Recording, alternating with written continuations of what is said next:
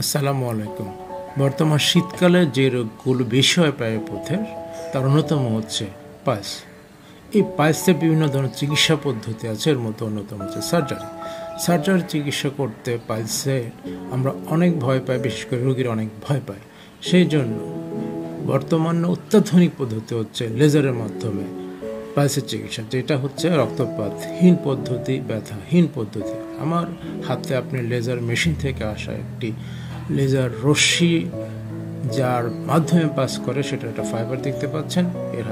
আমার হাতে একটা কলমের মতো বস্তু দেখতে পাচ্ছেন, যার ভেতর দিয়ে পিনের মতো একটা বস্তু বের হয়ে এসেছে, যেটা আমরা সাধারণত টিস্যুর মধ্যে ঢুকিয়ে দিই এবং টিস্যুটা পুড়িয়ে ফেলি।